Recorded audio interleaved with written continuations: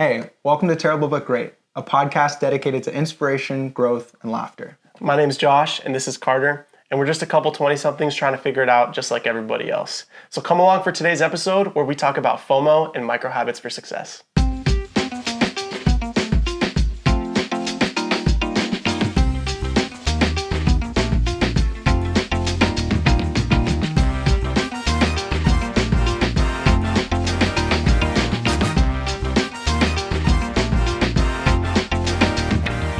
I think we should talk about what FOMO is. Yeah. Because I think that's a really important part of figuring out how to move forward from something. Absolutely. What is FOMO?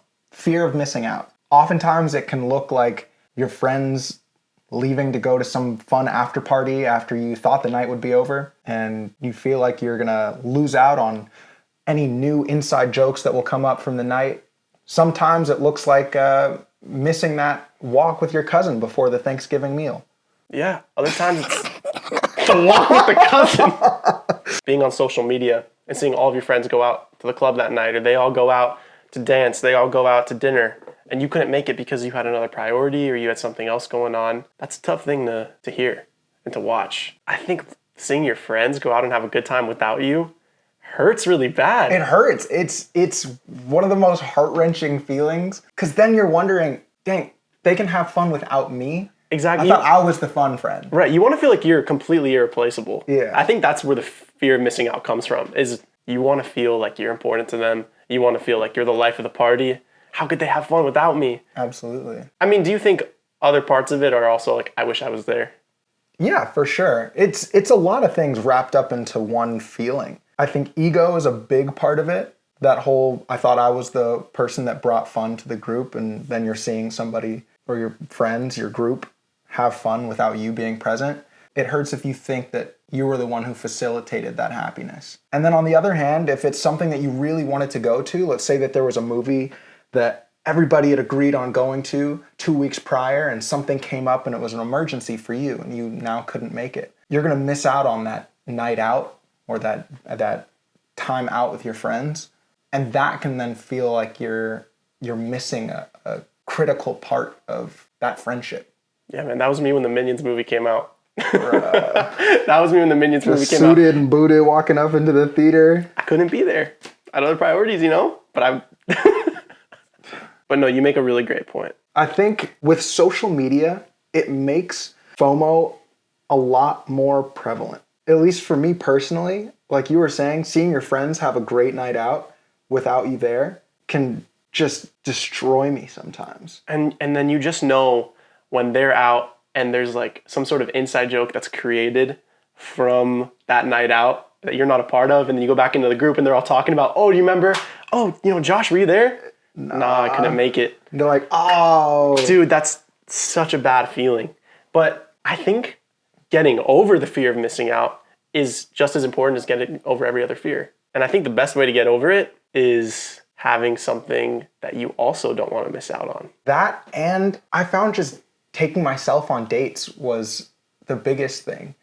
It gave me something to look forward to that I didn't have to rely on other people to be present for, to have that fulfilled. I could say, I really want to go try out this new coffee shop, or I want to take a hike and then, try out a pottery class. These are things that you may take a significant other to go do, but there's no reason you can't do it by yourself. And when I found that, I got a lot happier just knowing that I could show up for myself and take myself out. Independence is such a big part of who I am and my personality, and it's decreased the amount of FOMO that I have. I know that I'll miss out on times with friends. If I was there for every single moment, I wouldn't have any time for myself. Right, because there's something else that you'd be missing out on, because you found that connection with yourself. So I think that's one of the biggest parts about getting over FOMO is, like you said, having independence and connecting to yourself. Yeah.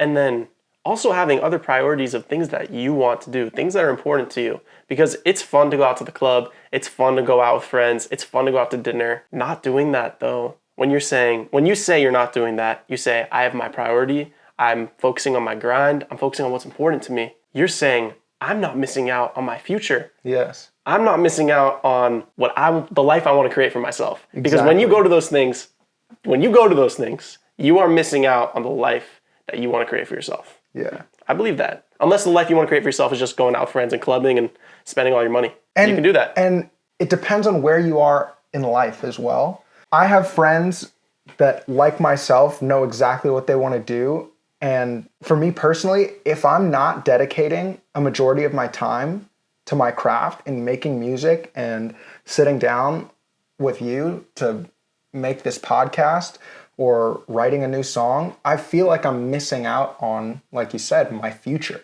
Right. But as most 20-somethings are, they may be in one of the biggest transition periods of their life. So they may not have that solid path that they're on or know exactly what fuels them. Their passion hasn't been found just yet. Right. So if that's the case, definitely go out with your friends. Definitely go to the club. Definitely go to those dinners. But instead of focusing on where you may not have found the career path that you want to be in or haven't landed that internship that you've been fighting for, go out with yourself one of the nights where it's just you. You don't have to tell anybody. You don't have to post it on Instagram. You don't have to send out or do it pictures. If you want. Yeah. Or post if you want. You know what I mean? Other people, when you do that, also you're sending a message that, being with me as a person is enough. You know what I mean? And I'm comfortable with that. I'm comfortable saying that out loud. That's another thing. Yeah. It's hard to say that out loud. That's attractive as hell too. It is attractive. That's like if you can be content with yourself and you're secure in your own skin, you don't have to worry about anybody else.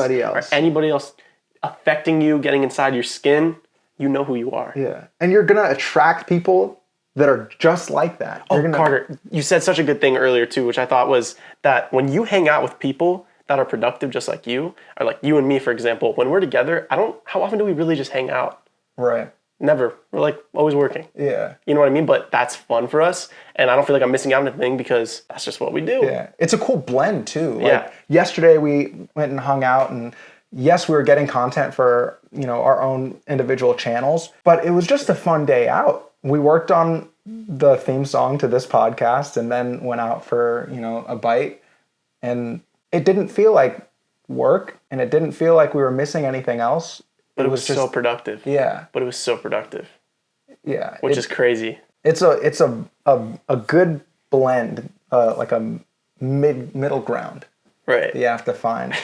I agree. Is there any time, Carter, where you had to overcome FOMO that you can remember where you were like, I have to work, I can't go out? One of the most recent ones is I have a race league that I started, a go-kart race league where we raise money for charity. And after this race, a bunch of us usually go out for dinner. The following day, I had, I think, like a 9:30 writing session with you. So I knew from before that I would have to go work out. So that's putting me at like 7 a.m. to get to the gym, like at least. So an early morning. And by the end of this race, it was already about 10:30, 11 p.m. I'm watching all my friends get in their cars and, go out. And I had to tell them, I said, I know that I need to show up and be fully present and ready to go when I come to meet you. And if I'm not, I'm losing out on however much ground I would have made to further not only my career, your career, just so how'd that our feel connection. For you when you said no? At first, it was bittersweet, because at first I was just sad because, like I mentioned before, I'm missing out on whatever inside joke that may come up. And that's it. It's a may come up. There's no guarantee that a new joke will come up. Also, everything looks different on social media. Let's be honest. You may be the life of the party, and they could look like they're having the life of the party without you, when in reality they're not. They're just and screaming at the phone. It's it's not actually as fun as you think it is. No, it usually isn't. Yeah. It usually isn't. So that makes a difference. Yeah. When I got home and got ready for bed, knowing what was going to come the next day, I felt amazing. Because I realized I created a new boundary. And setting boundaries is difficult regardless of who the boundary is for. Most of the boundaries I've set up in the friendships that I have relate more to myself rather than a person specifically. So I knew I need to really prioritize my career. I have a writing session at 9:30 in the morning. I prioritize my health. I need to work out before that. And you didn't want to miss out on having a good workout. Exactly. You didn't want to miss out on having a good writing session. Yeah, and it's the quality of those two things. And Right. to have the good quality, I needed sleep. So I could either stay out until 2 in the morning and then crawl back into bed and then wake up at 6 a.m. and have 4 hours of sleep under my belt and just be dog tired the whole day and not do anything really great. I would just be going through the motions. Or I could say no, go home, get into bed around 11:30, wake up refreshed, and have a great session.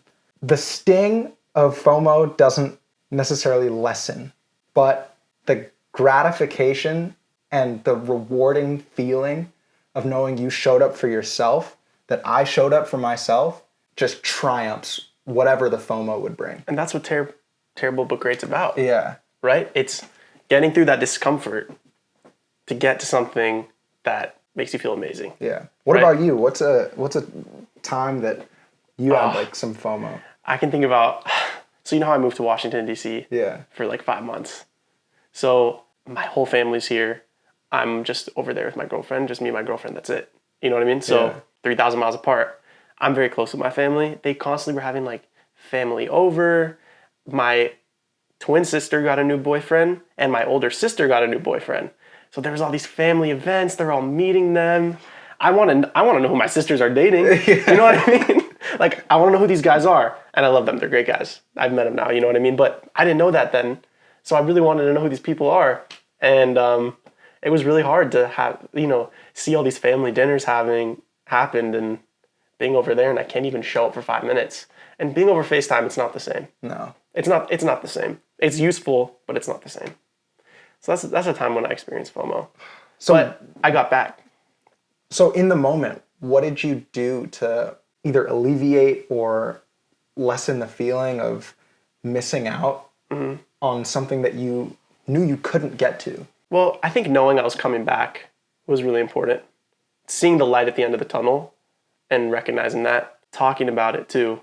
I had my girlfriend to talk about it, so I would tell her how I'm feeling, and I think letting your emotions out, whether it's talking to somebody or just journaling how you're feeling about it, sometimes you get it off your chest and you're just like, oh, okay, I feel so much better. I think that's so important. And I think knowing what I was doing, I was there I had an internship with the United States Senate. I was working over 55 hours a week. I was busy and I was being productive. I was getting through a whole semester of school and I knew I'm here to do that right now. This is what I'm here for. And I know those people that I want to meet, they're going to be there when I get back. Yeah. And now they're part of the family and I've met them and they're great, developed a great relationship with them. And it happened. I got through those 4 months. I saw the light at the end of the tunnel. It's hard. Like you said, the sting doesn't go away. But getting through that discomfort to know that there's something amazing coming after that, it's embracing the tough to reach terrific. That's what it is. You have to embrace the tough times to reach the terrific times. Yeah. With strategies to either alleviate, lessen, or get over FOMO, journaling is a huge one. Having somebody to go to, also just crucial. Open up. You need to talk about how you feel. I know people that keep everything in. Yeah. That is hard. And I'd say it happens more with men where we won't open up completely. We may tell portions of it just to get somebody off our back if, say, we have someone that is really caring and wants to know. But if we don't let them in, they can't fully help us. It would be like going to we gotta do another episode on this, like how to be a strong man. Because that's really important. Because being a strong man doesn't have to, you're not strong for holding in all your emotions. You're not strong for not opening up. You're actually strong for reaching out for help. You're recognizing that I can't do everything on my own. I need help. And accepting that help, that makes you strong. Yeah. That makes you strong. We're a species that relies on one another. Connection is our pillar. That's our foundation. And so you can't be strong on your own. So expression is the through line through getting over FOMO. Whether it's journaling to express just to yourself. Personally, that's what I do. I'll also write songs just to get something out. That's the best way for me. Yeah. Something about the combination between music and lyric, that just seals it. I'm able to feel like a weight was lifted. I also heard you're like a musician or something. Something. Yeah. Just like, amateur, just starting off. Yeah. We'll get there. You'll get there. Yeah, something like that. Thanks. Like, bro, You've got to start somewhere. Seriously, man, I can't wait to hear the stuff. You got-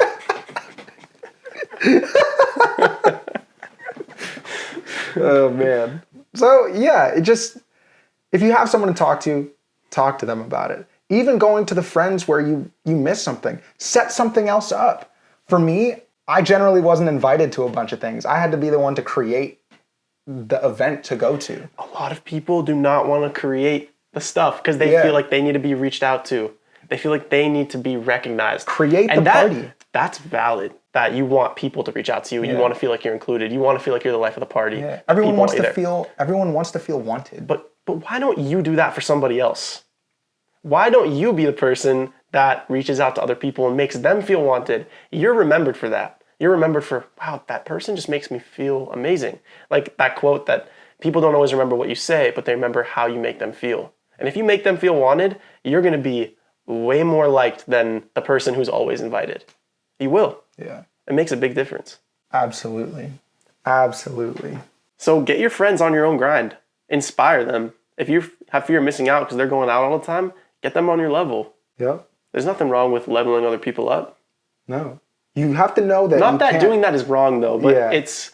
You can't take everybody with you, but there are some people that are looking for a North Star. And if you become the person that goes, hey, I'm not going to go out tonight, I have something I'm working towards. I'm not saying that all your friends will jump on and be like, let's find our passion. Let's go grow. Let's be, stewards of the earth. No, that's not going to happen. That's not going to happen. It's not going to happen. Let's be honest. We're 20-something. People want to go out. They want to party. They want to shake some ass in the club. Not me. I am. I'm not saying those people are bad people. Let them have their fun. Blaze that path. If nobody's in front of you, sometimes you got to be the one to create the trail. It's way easier said than done, but if you stay true to your passion, to what you want to do, to where you want to be, it may just turn out that other people get FOMO from not being around you. So well said. So well said. I think it's time to move to our next subject where we're talking about micro habits for success. This is definitely... The key to success! The key to success! Another one! Are we going to... That's copyright? Not if we do it. We'll be fine. It's not What if we just say it normally? Another one. Keys to success. Another one. Another one. Cool. So I've actually been reading the book Atomic Habits. Have you read it? By James Clear. Not. Have you heard of it? No. Now I have. Okay. It's an amazing book. It's an amazing book. A lot of coaches talk about it. Motivational speakers. It's one of my favorite books I've ever read. So basically, your small habits, the small things, are what make you the person that is successful, the person that is able to accomplish their goals. At least for me, I know keeping my room clean, keeping my space clean, it reflects in my head. And I feel clean on the inside. I feel organized. It's like one of the biggest things that I've done. And that's such a small thing. When I get new laundry, I put it away immediately. And it makes me feel internally organized. Something that's really helped me a lot. For me, I totally agree with how your space reflects what's going on inside. Oftentimes I'll be super, super busy. I'll get my laundry, fold it, and then it'll just live in the corner of my room sometimes. And it'll look at me like, hey, you gonna put me away or just leave me here? I'll be like, yeah, I'll get to you. And I'll be reaching over there I need this shirt though. And in life, I'll notice when my room is messy like that and I'm saying I need this shirt though, I'll be going through my day like that. I'll be leaving some stuff out. I may not respond to all the texts that I need to get to or all the emails I need to get to, but I'll go, to set up this other project, I do need to text this one person back. And I may have 5, 6, 7 other text messages that I haven't gotten back to, regardless of whether they're work related or just from another friend. But I'll text that one person back and be like, but I need this though. Exactly. And when my room's clean, when my space is clean, I'll be getting through all these other things. Right. All my emails done, all my texts done. But when it comes to tasking, the micro habit that I built for myself was I have this little tiny notebook and I just write everything in it. And when I finish something, I cross it off, and it's one of the most satisfying feelings. You get to see what you accomplished. I get to see it. That's a huge deal, seeing what you accomplish. Yeah. We go through our days, we have no idea what we accomplished. It's like, what did I do today? But when you write it down and you cross it off, you're like, wow, I'm pretty awesome. Yeah. I did a lot today. Makes a big difference. Even for the quote unquote small things, like make lunch for myself, clean my room, walk outside. Something like that where it's an active thing. I had to exert energy. I will write it down and cross it off. Because you're not obligated to any of that. No. You can go out and buy lunch. I could be a couch potato if I wanted to. You could. What's stopping you? Every action is a vote for the person that you want to be. Whoa. Which is crazy. Think about it. Ask yourself, well, what does an organized, successful person do? Do they go out and club every night? Do they eat out every single day? Do they sleep in every single morning? Ask yourself those questions. Only you have the answers to those questions. But for me, I ask myself, okay, what does somebody, for example, with a successful podcast do every single day? What does somebody who's a billionaire do? Because I want to be a billionaire eventually. That'd be really cool. Even though I hate billionaires, whatever, I want to be a billionaire. Same here. I'm just like, but I want it though. But I want to do it though. Okay, that's fine. I'm okay with that. What do these people do? Every day, I ask myself these questions, and if my task or my action doesn't align with that, I don't do it. For the most part. Yeah. I'm not perfect. Make the change. You know? Yeah. What does somebody with perfect health do? Do they go out and eat a burger for lunch every single day and then have, mashed potatoes and steak for dinner? Probably not. Probably not. One of the things that my dad always taught me growing up was to practice moderation. Practice everything in moderation, including moderation. Whoa. So that's a good one. Yeah. Because if I'm middle of the road on everything, where I'm like, I get 8 hours of sleep every other night, and then on the nights that I'm not getting that, maybe I'm getting 2 hours, probably not going to be healthy for me.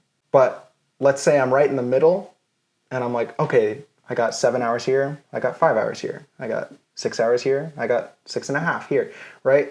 It's right in the middle, but it's not the same every night. Right. And that, just depends on my day. I like that, practicing the moderation and moderation. Yeah.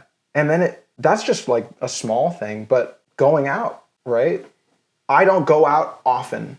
Like I'm not clubbing every night. I'm not out until 3 a.m. most days of the week or both weekend days. But sometimes I'm like, let me put my songbook away. Let me clear my calendar from the sessions. I need to go out and live life. Because what am I doing this for? What am I doing this for? And another thing I wanted to add on to what you were saying is, yes, I ask myself, does a successful person do this? I also will tag on to that. What kind of successful person do I want to be? What does success look like to me? That's such a good point. Success may look like owning a home and not having to request time off when I want to live life. I want to have autonomy and still have money coming in. Success may look like becoming a first-time parent. Success may look like paying off your student loan debt. There's so many different ways to measure. And you design that meaning for yourself. You design it for yourself, absolutely. So in asking the questions that we were both talking about, you have to know where you're going, but that can't be the end-all be-all. Because there's going to be an after, too. Yup. There's going to be an after. When the movie says happily ever after, the movie's still going. Those characters are still going. They got a honeymoon to go to. Exactly. They got something going on. Exactly. It doesn't just end. It's continuous. So it's good to have a plan. And I think a lot of people feel restricted by their habits as well. They feel like, oh, but I don't want to have a clean room because it takes so much time for me to do this. And I felt that way before. Or I've also felt like, why am I eating healthy all the time? I mean, it's good for me, it makes me feel good, but also I want to enjoy life. I was going to say, do you ever feel restricted by the good habits? Bro, when I see a chocolate croissant at Cafe Lux, there's no way I'm not ordering it. There's no way. There's no way I have to order it. So I do feel restricted by it. But the thing is, these habits that I've set up, at least for myself, where I'm, like you said, most of the time eating as healthy as I can, most of the time working out as often as I can, it actually frees me. It frees me to do other things because I'm not restricted by my body, I'm not restricted by my health, I'm not restricted by my mind. It's all in perfect condition so that I can go out and accomplish the goals that I need to accomplish. It frees me. If you are struggling... Like shaking ass in the club. Free body. Oh my God. It's funny because that's like the farthest thing from what Josh would be doing. I know. I know, seriously. If anybody that knows me, They just not see it. they're just like, it just doesn't happen. No, you'd be like, I'm trying to picture. I don't go out. I really don't. No. To dinner. Yeah. Yeah. I don't even, yeah. Sometimes I like, and this is like where the moderation comes in. I'm pretty like classy, but sometimes I just need to like have a little bit of ratchet. You know, You're a like wise guy. I need just that little bit of like the little spice on the night where you're just out till 3 a.m. It was like You're really saying that to yourself when you say about the shaking ass. I really am. You really am. Yeah, I do be shaking ass like.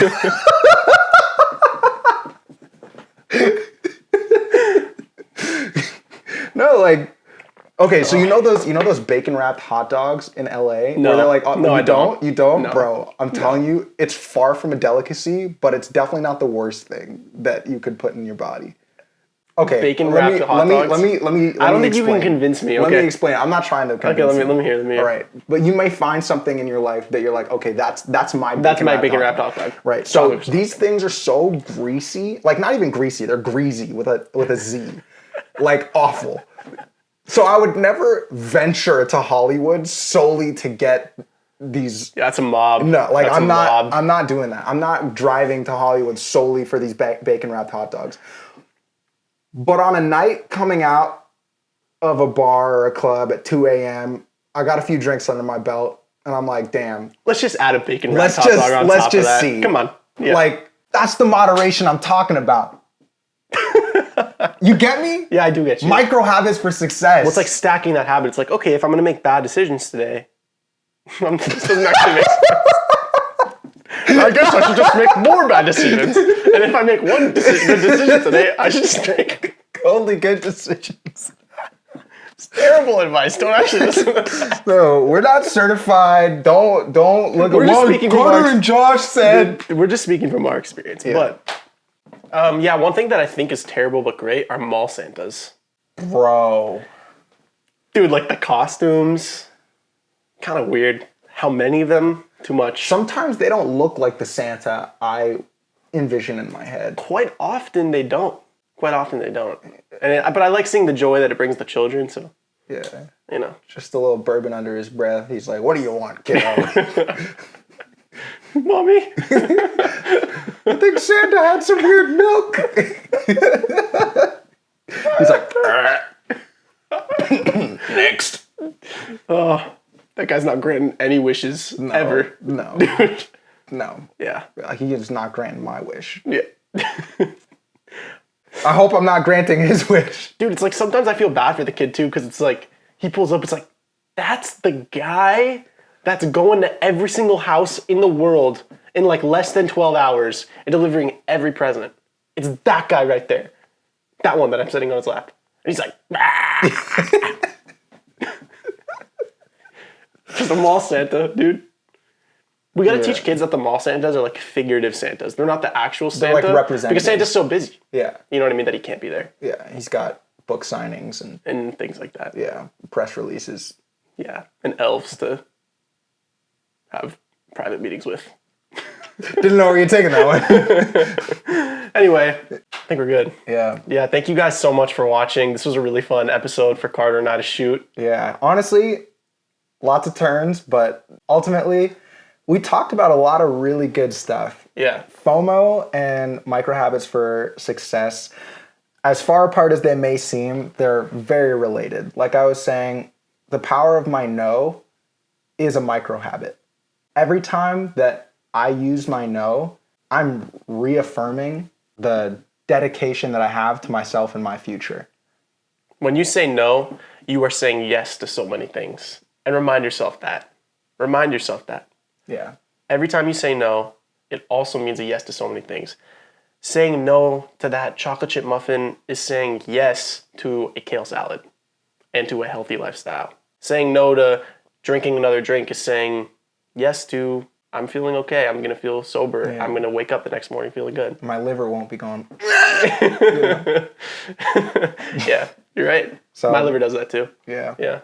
So thank you so much for watching the episode. If you've got all the way to the end, please rate this podcast 5 stars on whatever service that you are watching or listening to this on. And if you're watching this on YouTube, please subscribe. Please give us a like. Please give us a comment. We try to answer as many comments as we can. So please do that. It really helps a lot. Helps us grow, and we love making these podcast episodes. And yeah, we'll see you next week. We'll see you on the next episode. Thank you for watching Terrible But Great. Peace.